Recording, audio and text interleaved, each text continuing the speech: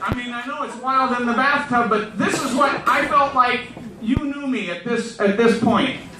I knew you then. Yeah, no, I felt like you did. Oh yeah.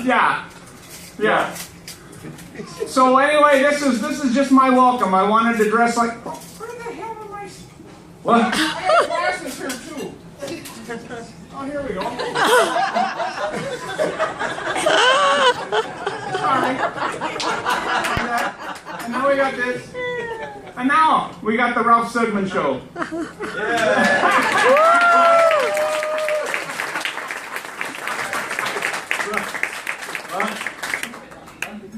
However, I can't read with these things on, so I've got to get back to this. Can't see? Oh.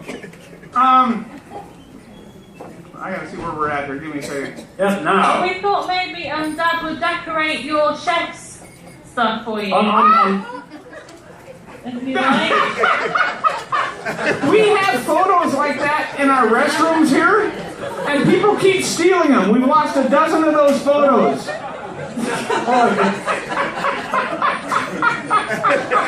Is it doing anything?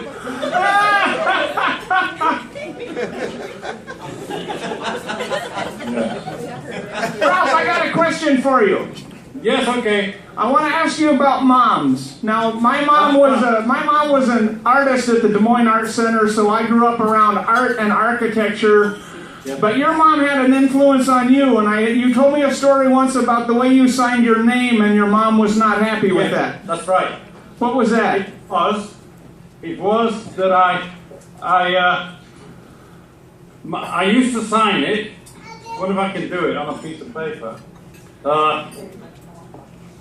Yeah, I used to sign it like this. How can I do it to show you? I'll do it and hold it up. All right. Oh, here we go.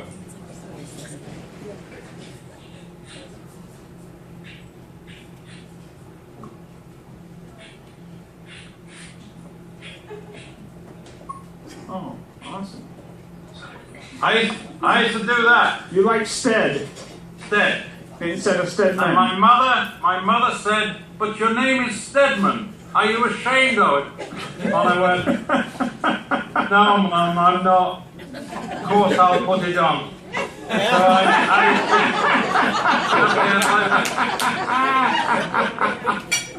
So that's how my mother influenced me.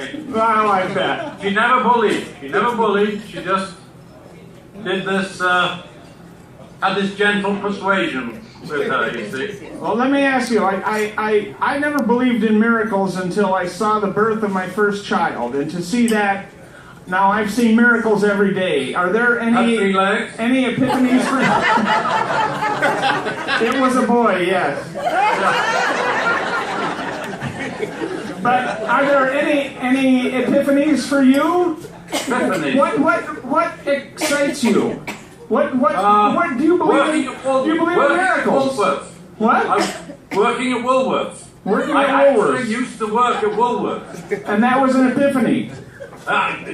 Bloody was. I had a terrible demon of an under manager who looked after me in the stockroom, and I was bullied in the stockroom, and I had to sweep the floors, right, to take everything to the front of the store, and then pick it up when I got it to the street, right? All right. And I did it, was doing it one day, and my demon headmaster, filthy son of a bitch, passed by and said, "Look at you," he said. "You could have been something if you'd stayed at the Havilland Aircraft Company. What did you do? You ended up sweeping the streets. You ruined yourself, thrown away your life." He said that I was only 16, 17. And with giving me that sense, I thought that was a real encouragement for my future. Hey, we sent you what I call birthday in a box. We wanted to celebrate Ralph. But my wife sent you a little book that if you can, I'd like you to open. Open it. Right. Is it this one? No. It's a little book. Oh yeah, you mean not Not the Fear and Loathing. Fear and Loathing. No. No, It's little the book. Wait a minute. This one? This one? This one? Is this one? I think that's it. No? You think it's it? Right. This is says Sadie on it. Thank you so much. Well, we got presents for the kids and grandkids also. Yeah, but, we looked through it, we checked, we rehearsed confusion, we tried to be confused, we are, believe you me. Open it up! Alright, just open it up. I don't even know what the hell it is. There's this one too. No, that's the big one. Yeah, have them open Which one will we open first? Have them open Because we got a paste going on this thing already open. It's that. I'm opening this. There we go. Excitedly, I don't know what.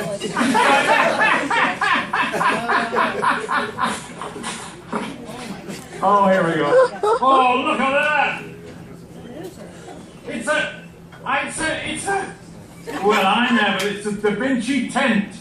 Well, you and I have a shared affinity for Leonardo da Vinci, and in my opinion, he is the only person that I hold the word genius for. You have to be 14. Hey, it says 14 plus. It's And you send me balloons I can't blow up. That's why you have kids. Yeah, they're not balloons, Sim says. You need a lubricant for that. What's this? You want to open this? All right, do that. That's the big one. Oh, mine, Daddy.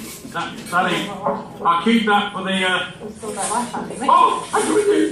This is so amazing. I don't know what to say. It's a box. Yeah, wow. Here it is.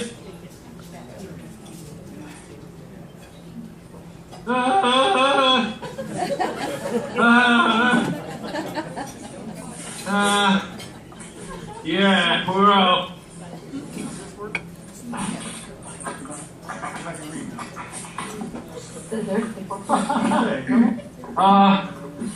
Yes.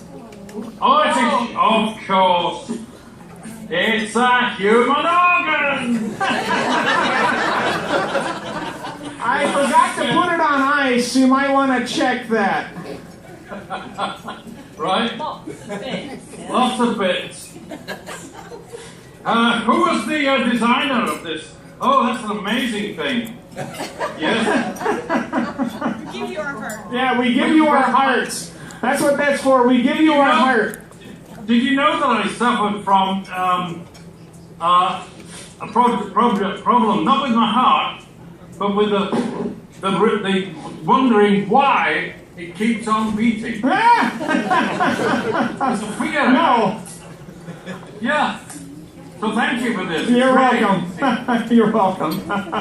Hey, listen, I got a question for you. My wife has always said that behind every successful man is a woman rolling her eyes. What has, Ralph, what has Anna's influence been on you? She's kept me in check. She used to be a teacher. She has a cane. I hold out my hand and she slapped my hand. Like your headmaster? More than that, yeah. Because we used to have headmistresses, this is holy water, right? Holy water, yes. Thank you very much. Bless you, my son. And this is a heavy stone. Ralph, that's my favorite piece of meteorite. And I sent that to you because for me and for all of these people here, you're really out of this world. And I love having a piece that's not of this earth that I could give to you. But that's a meteorite. Wow. So when you met me, yes, you then sent me a meteorite, right? Well, I'm sending you a meteorite now. And there's a meteor wrong. You see, that could be a meteor wrong. You don't know. And this one here looks like a turd. That is actually, Ralph, that is a turd. And that turd. You think I'm stupid? Of course I can see it's a turd. Ralph, that turd is 14 million years old. Really? It's a dinosaur turd. And then I can tell everybody I gave shit to Ralph Steadman. Thank you very much. I got another question for you. What? I woke up one morning and my wife said, "You're not going to work, you're going to jump out of a plane today."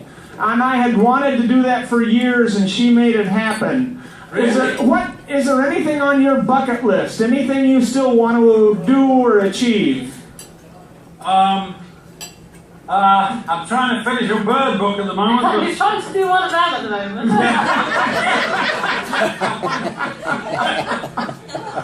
My daughter's funnier than me. I'm not funny at all. Oh, jeez. I've got the balls. I've got one of balls. 8 ball. We put you behind the 8 ball to do this goddamn interview. What? We put you behind the 8 ball to do this interview. It's a saying here. Yeah? Well, we'll work And that's a on knife here? it. Yeah. Oh, Right, and what's this for? that knife is very special to me. I got that knife shortly after meeting Jacques Pepin. And he inspired me to become a chef. And so that knife is about 20 or 30 years old. And it's one of my favorite knives. And I wanted you to have it. Well, thanks very much. Wait a minute. Yes, it's pretty sharp. Yes, it's pretty sharp. It really is. Okay. Well, that's nice. But I'll keep it cheap. Okay. Use it to cut your spotted dick. Oh, my heart It's a ventricles. Yeah. The heart ventricles. There you go. There's 90 as well. There's a knife here. Is this why customs came round to my they've got blood on me already.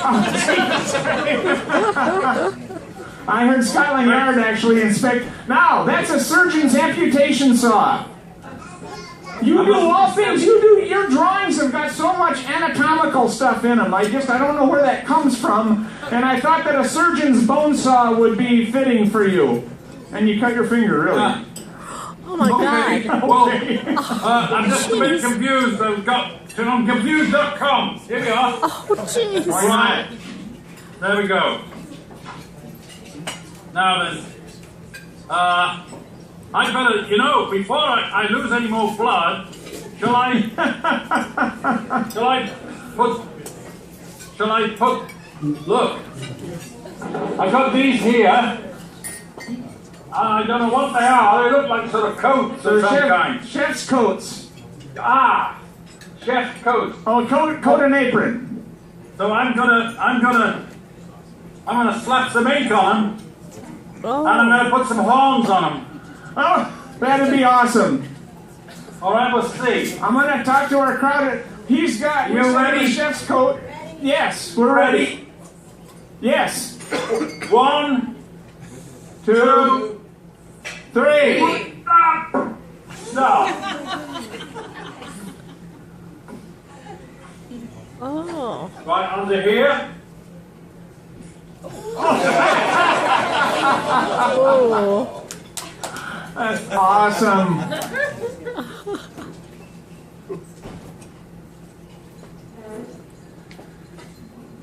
Cool. Sadie, have him keep opening gifts in the saying here too. Huh? And have him keep opening gifts after this. Yeah. And just Only got 2 hands though. for everybody here, we sent Ralph a chef's coat and an apron, and we're going to have that framed and put up here as well with his work. So you've been generous enough to do this for us. It's pretty incredible.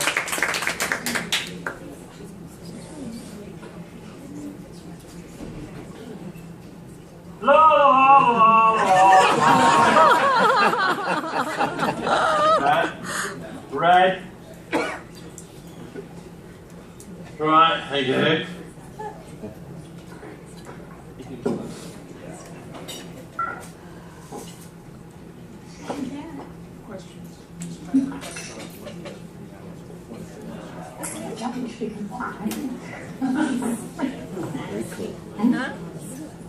It looks like Peter Boyle.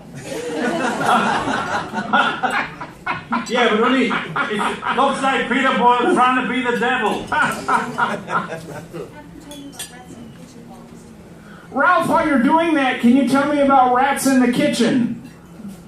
That's are the Rats in the Kitchen, or the chefs. What was it? The chefs. Yeah, the chefs. The problem with the chefs. Yeah, the pastry chefs. Yeah, I know. He had the pastry chefs. He had a problem, didn't he? Yeah. Yeah. What was his problem? You have to remind me. Well, Rats in the Kitchen. No, it's and the chef's habit. Well, yeah, I mean, He had a habit. Oh. you had a You habit? don't know what was the habit? Drinking. What- Oh, I'm sorry, drinking. Oh, drinking. The answer is drinking. Ah. Oh, is that all it was? I thought it was right. Yes. Why not? Another brush.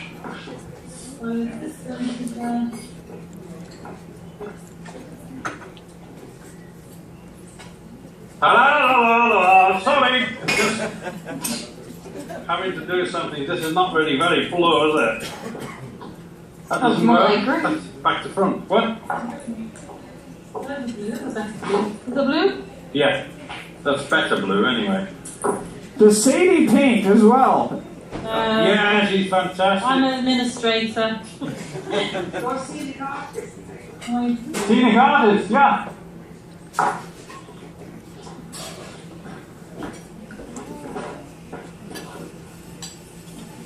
There's a nice blue. Awesome. That's Unbelievable. better. And oh, yeah, use this. Yeah.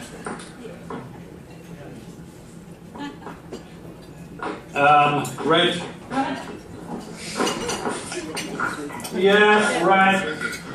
Here we are. Tell me about that, please. Oh, for my audience here, that's his daughter Sadie, who administers, What? tries to administer Ralph, but administers his work. Oh, that's Yeah, nice. Sadie. Sadie, you have 2 kids, correct? Yeah. 2 children. 2 boys. How old are they? 6 and 8. And Yeah. do they get along okay with Grandpa? Yes, they do. They're very aware now that he's an artist, and they're quite excited about the fact. Yeah, they're old enough to know now. Good. That's excellent. Yeah. And is that A few stains on the studio floor that my boys did. Yeah. Can Anna come up? Can Anna say hello? We haven't heard from her. Hello, Mum. Would you like to say hello? We just want to say hi. I miss you and thank you for helping with all of this. I thank you so much and thanks for keeping him corralled. Fab. Yeah, I'll tell you what, just one thing other of this, which is really, it's tough and difficult, I know, but, where's that one? No, it's the orange. No. Here it is. This is nice. This might go on it.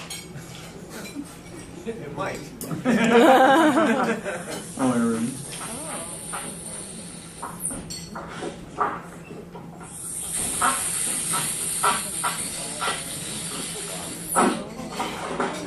That's pretty good. Unbelievable.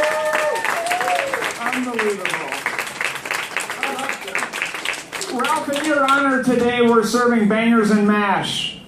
And It's very much. it's the bangers and mash is the one food everybody equates with England, but my wife yelled at me when I mentioned spotted dick. And most Americans don't know that's a pudding. But Spotted dick? They don't. it doesn't sell well here. Oh, really? Yeah, Well, why not? because it's called spotted dick. It's really just buns and raisins. It's lovely. Oh, this is this how we... Oh, you know, this is you knew this somewhere. You knew. That's from Cynthia. She found that book for you. That's art school course.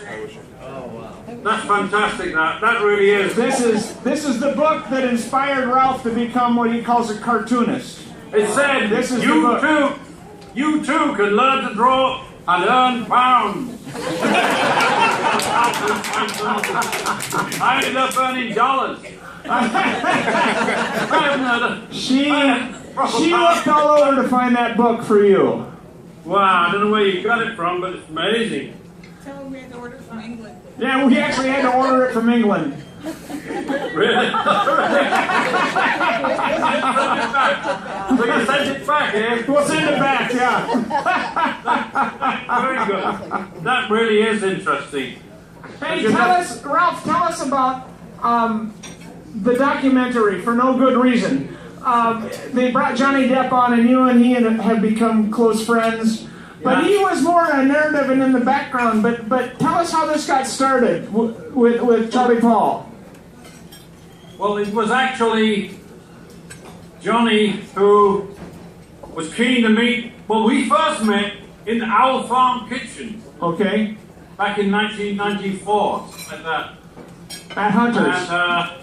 And we talked to each other. It was nice, you know. It was a good, nice fellow, and he had the time he had hair right down here, like that. Yeah. Really, it was you know, like a, I don't know. Like it was hanging down here, come out like that. I got a photograph of it like that, with his head and hair like that. But he was with a model, Kate Moss, at the time. But he was such a gentle person. I took to him immediately because he was so unassuming. And I read a book about him recently called a kind of biography, and it was by a guy called Meekley, and it talks about his mother Betty Sue, and it talks about his fathers being John Christopher Depp I, Okay. and he was named John Christopher Depp II, and Johnny would not call his son Johnny Depp III. You know, the idea of that is crazy. He said it's like turning out sausages again, you know. And so he called him Jack, and for that reason he called him Jack. So he's Jack. He should not Jack, Jack Christopher, no Christopher or anything, just Jack Depp, which I think is terrific. He wanted to let the boy have his own life and not be an addenda like a kings and queens of England or something. Yeah. And the reason in Kentucky that they have that kind of thing is they haven't got a royalty. They've got the sons of the Kentucky Pioneers, and the sons of the Kentucky Pioneers were all proud to be the sons of the pioneers who went before them. So they tried to start their own dynasty, and then they started. And I did a thing for Joe Petro, my friend from Kentucky. Because he went on about would I write it for him, so I did write him. This is like they were following each other, you know, the favourite sons of the Kentucky Pioneers. But they had to have a dynasty, and they're not old enough to have a dynasty. They got to go back at least 2,000 years to have a dynasty. I mean, we have a dynasty. I'm Welsh. You better bear that in mind. It's the Welsh that are really the real long livers in this country that go back generations. I mean, we have a language over here that they stopped them speaking during the war because they said it was too weird a language, and the Germans would take it and turn it into a code.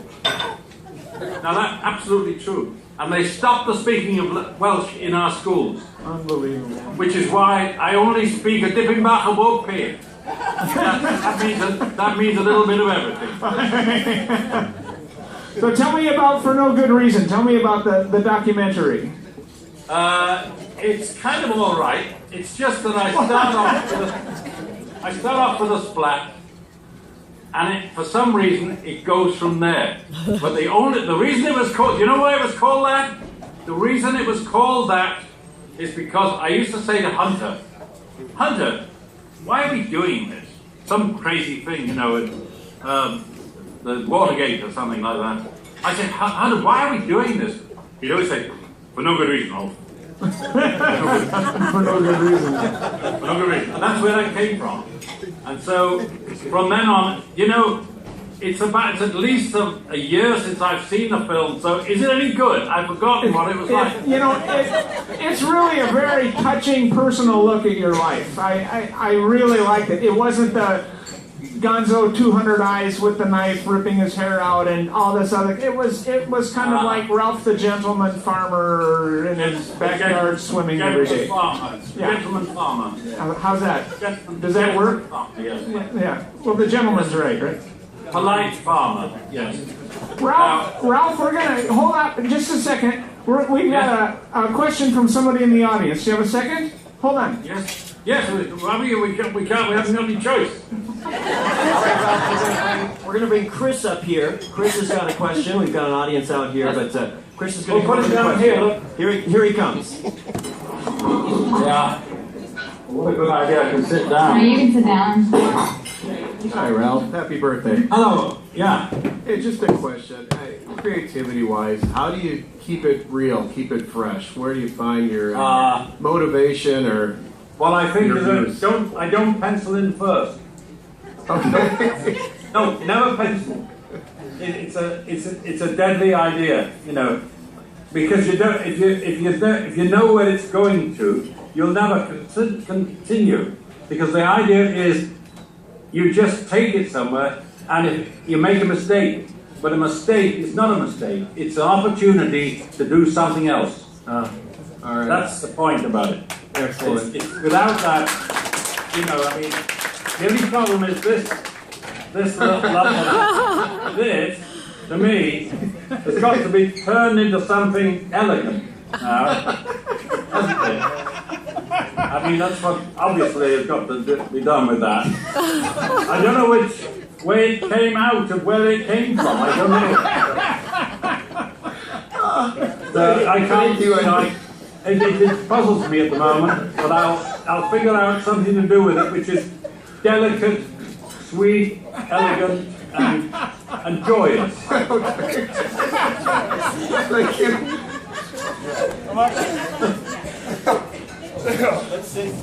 Oh my word. What? Somebody else? Hello?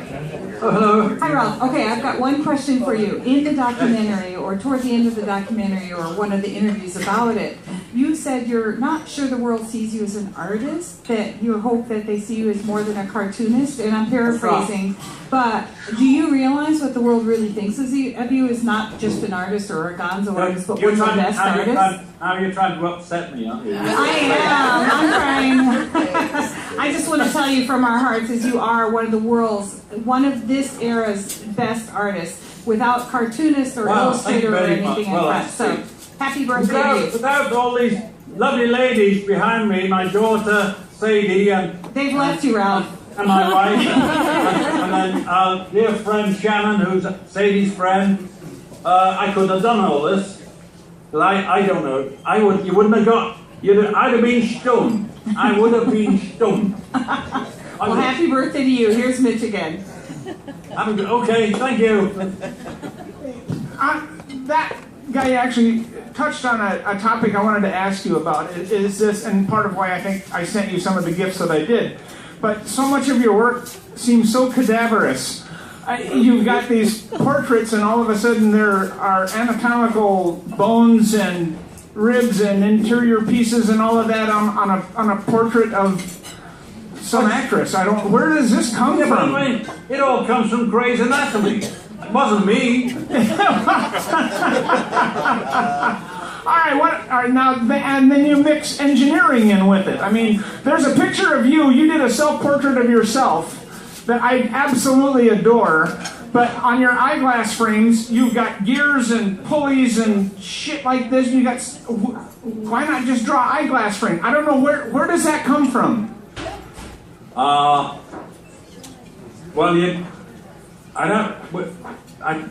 this? You mean this one? I don't know which one you're talking about. A lot of different. Well, that's a good example. What? That's a very good example of what I'm talking about. Yeah, but Something simple. You know, you've got plumbing going on there with Grey's Anatomy. I don't understand it though. I don't understand it. Where did it come from? Because it doesn't look like a human being. It just looks stupid. Well, what you think looks stupid, we think looks genius. Oh, see. It looks like a guy that looks like a tap. It looks like he's going out to have a crap. Well, we sent you the end result of that. So, there. Good God. This is awesome, but, I mean, how do you do this without drugs? Because I don't do drugs. I do this instead. All right, let me ask you that. Why don't you do drugs? So you've been around Hunter, and you've been around all your life, I'm sure. I did it once, and I ended up, I was going to write, I would never have left America if I had continued with what I had put in mind when I was on the drug, psilocybin. Yeah. Once. The problem is, pay the ticket, take the ride, the old concert thing. Yeah. And foolishly, I wondered why he was taking these pills. And I was suffering from seasick, and I said, you don't seem to have seasickness or anything. Do they help? May do, Ralph. You never know. So he said, I said, can I have one? And he said, well, it's up to you, Ralph. It's up to you. So I said, well, they don't seem to be harming you. I'll try one. But the problem is, you take that one drug, and you have to see it through. It's not like taking drink even, where you can have a drink, you can stop. But you just go on and on and on, suffering this goddamn thing, until you've expended it from from somehow, your system somehow. And the way I was going to write F the Pope on side of the boat. That was one of my favorite stories when we met at the Havu Gallery in Denver. Fuck you. Fuck the Pope was one of my favorite things in the world. Oh, look at that. This one we got to get at the restaurant. That's one of the greatest, I think, prints, at least relating to hell and Hell's Kitchen and you and Hunter. You want the? We can get one made for you. We need one for the restaurant. Yeah, absolutely. We'll get one made for you. Listen, about Hunter. Yeah. Hunter told you not to write. Yeah. But you're one of the most prolific authors in the world, I think. He was jealous. He was really jealous. He said, don't write off, you'll bring shame on your family. Have you indeed brought shame on your family? No, I'm not giving away any family secrets. But that's part of what I wanted to ask you was, again, where does this come from? Because, we're serving Flying Dog beer here today, the Raging Mitch, however you want to call it. Yeah. But anyway, you've done work with beer, wine, whiskey. You've written, a dozen children's books? You've written